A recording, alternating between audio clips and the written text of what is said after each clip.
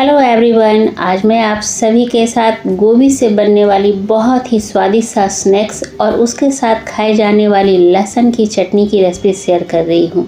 बहुत ही स्वादिष्ट लगता है। गोभी की कचरी और लहसुन की चटनी दोनों का कॉम्बिनेशन बहुत ज़्यादा बेस्ट है। तो रेसिपी को लास्ट तक वॉच कीजिएगा और रेसिपी अगर पसंद आती है तो प्लीज़ लाइक ज़रूर से कर दीजिएगा। तो चलिए पहले बना लेते हैं। तो इसके लिए मैंने पानी गर्म होने के लिए चढ़ा दिया था। गोभी को मैंने पहले से तोड़ लिया है, साफ़ करके अच्छी तरह से वॉश कर लिया था, उसके बाद गर्म पानी में डाला है। उसके बाद यहाँ पे थोड़ा सा नमक डाल देंगे और 8 से 10 मिनट तक यहाँ पे गोभी को उबलने के लिए छोड़ देंगे। तो जब तक गोभी उबल रही है चटनी की तैयारी कर लेते हैं।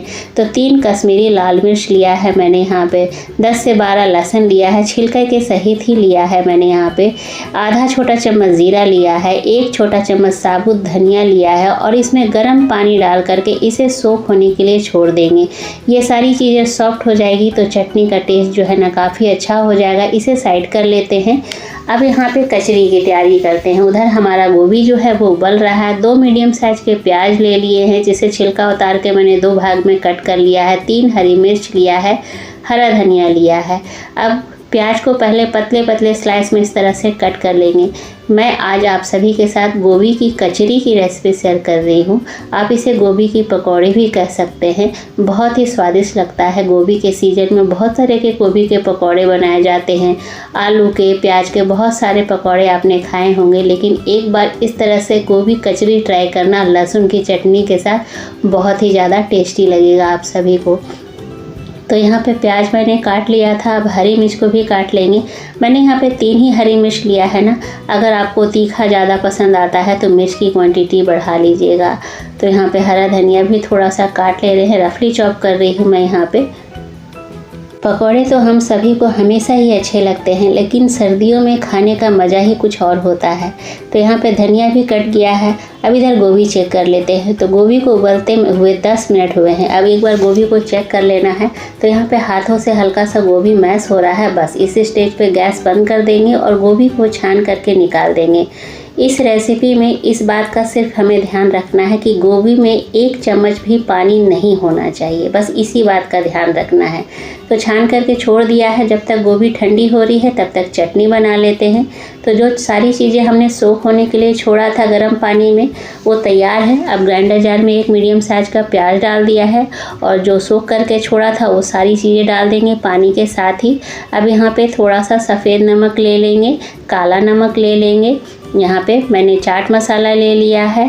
अब 2 हरी मिर्च ले रही हूँ, तीखे के लिए ले रही हूँ क्योंकि कश्मीरी लाल मिर्च में तीखापन बिल्कुल नहीं होता है।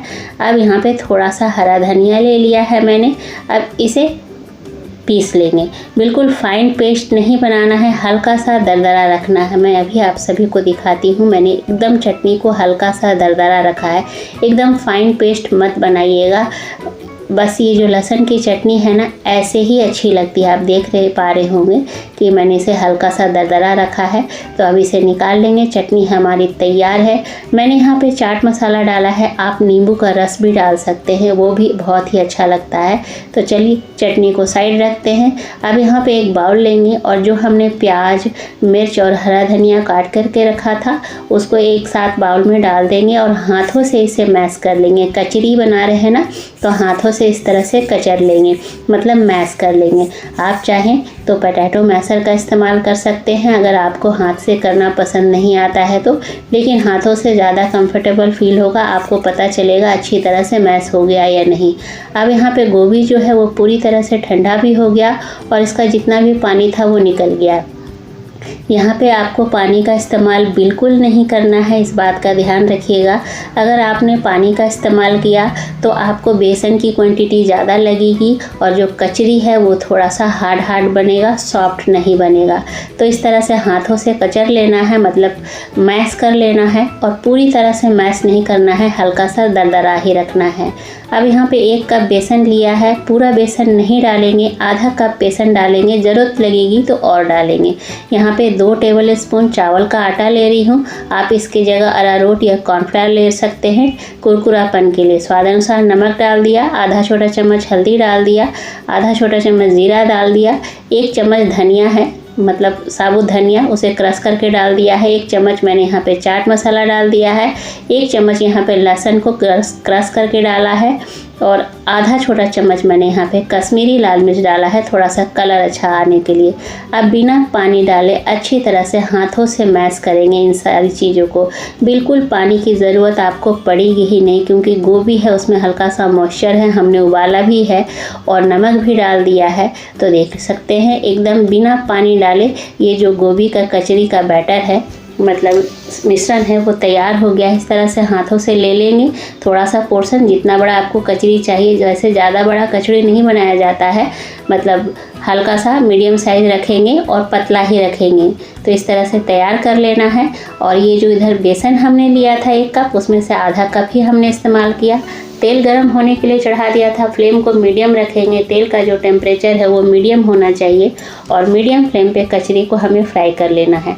कचरी बनाते समय बस हमें यही बात का ध्यान रखना है कि गोभी में पानी बिल्कुल नहीं होना चाहिए। इससे आपका बेसन भी कम लगेगा और कचरी आपका सॉफ्ट भी बनेगा। तो ये देखिए इस तरह से कलर आ जाना चाहिए कचरी में। तो बस अब हम इसे निकाल लेंगे।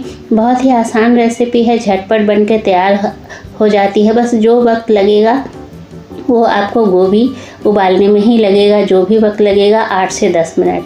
तो ये एक बैच हमारा बनके तैयार हो गया है। तो इसी तरह से बाकी सभी फ्राई कर लेंगे। आप सभी बहुत सारे पकौड़े खाते होंगे, लेकिन एक बार इस तरह से गोभी की कचरी बना के ट्राई कीजिएगा, बहुत ही अच्छा लगेगा। अब मैं आवाज़ सुना देती हूँ। ऊपर से बहुत ही क्रिस्प होता है, कुरकुरा होता है और अंदर से एकदम सॉफ्ट और मसालेदार और स्वादिष्ट बनके ये तैयार होता है। गर्मा गर्म लहसुन की चटनी के साथ आप बनाइए घर में, सर्दियों में बहुत ही अच्छा लगेगा, सभी को पसंद आएगा ये। तो ये जो मैंने लहसुन की चटनी बनाई है वो भी सर्व कर देती हूँ। तो उम्मीद करती हूँ आज की जो ये गोभी कचरी की रेसिपी है और साथ में उसके लहसुन की चटनी की रेसिपी है, आप सभी को पसंद आई होगी। अगर पसंद आए तो लाइक शेयर कीजिएगा। चैनल पे अगर आप नए हैं तो प्लीज़ मेरे चैनल को ज़रूर से सब्सक्राइब कर लीजिएगा। बेल आइकन को भी प्रेस कर दीजिएगा ताकि आने वाली वीडियो की नोटिफिकेशन आपको सबसे पहले मिले। मिलती हूँ अगले रेसिपी में, तब तक के लिए टेक केयर, बाय बाय।